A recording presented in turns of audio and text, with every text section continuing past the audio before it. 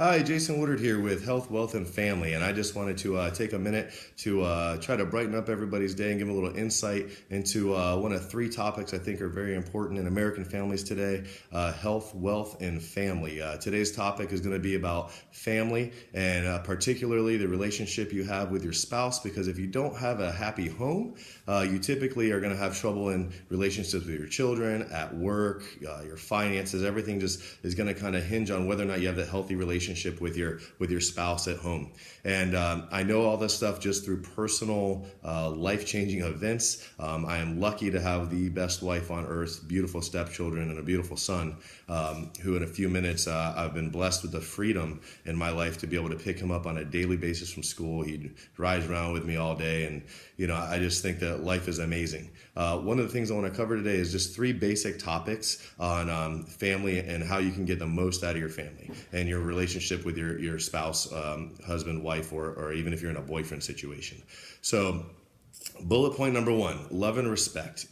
I was lucky enough to have a mentor. If you don't have a mentor, I highly urge that you go out and get one. Mentors are going to be able to challenge you and not let you just settle for things when they're not going good. A lot of times we just stall out and say, oh, it's okay, it'll eventually change. No, it will change when you take action and make it change. And hopefully if you have a mentor, they're going to call you out on it and say, listen, you're not doing what you need to be doing. Remember, your mentor is not supposed to be your best friend. Your mentor is supposed to be somebody who's going to lead you to be a better version of yourself. So luckily I've had a lot of mentors in my life. One of them said, Jason, I want you to read a book called Love and Respect. And it was actually a seminar he had gone to. He picked up the book, he mailed it to me from South Florida, all the way up here to Jacksonville, Florida, where I am currently. I read the book, and what I got out of it was something that probably saved my life, saved my marriage and everything else, is that I need to show my wife I love her without having my ego get in the way. And my wife needed to be able to respect me as a man. Now, I can't put it on her as a man to say, hey, I want respect from you, okay? I can't command that, but I can earn it. And the way I can earn it is by showing her how important she is to me. Maybe I call her up and take her to lunch. Maybe I make sure that I ask her how everything's going or help her find a solution to something. Don't solve her problems, because she may need to do that for herself. But make sure you're there and you're supportive and understand that you are available to her. One of the biggest things we can do as a man is to remember how important it is for our wife to feel loved. And in return, you're going to get all the respect you need. Now, wait a minute, if your man's trying to show you love and you're not giving him respect back, that's a whole other story. And you're going to need to do that, because that'll dramatically improve your relationship, and you're going to earn a lot more love if your man feels respected. So bullet point number two is men especially, check the egos at the door. Don't be afraid to cry. A woman needs to know you truly care, a heartfelt sentiment that you truly care, that you're not just going through the motions in life. They need to feel that fire you felt when you first met them, that same look in your eye. And then when something is going wrong, that you are open enough to open up your heart and not just play it tough, but show them how much they really mean to you. Having that talk, honey, sit down, we need to talk about something. And if you are emotional enough about it and feel strong enough about it, that even maybe you're pushed to the point of tears, she's really going to understand that it means a lot to you. She's going to respect that you were willing to let your wall down and open up to her. And that goes a long way in showing that you trust her and how much you love her. And number three is your relationship's got to come before anybody else.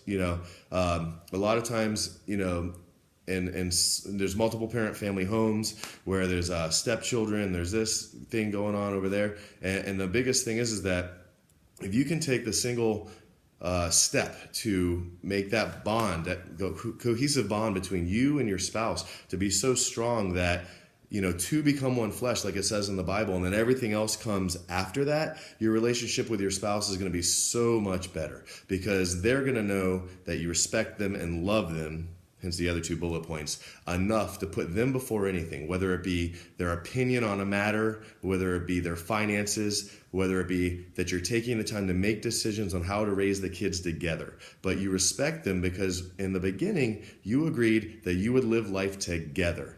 The kids are going to grow up, they're going to move. If you didn't have that relationship together, what did you really build your life on? So, like I said, I've been through a lot myself, and it has completely transitioned my life to start looking at my relationship from the mindset of, put my wife first, make sure I don't make any decisions, with my son. Hey, Dad, can I do this? Well, let me check with your mother. Hey, honey, how do you feel about this going on with my son?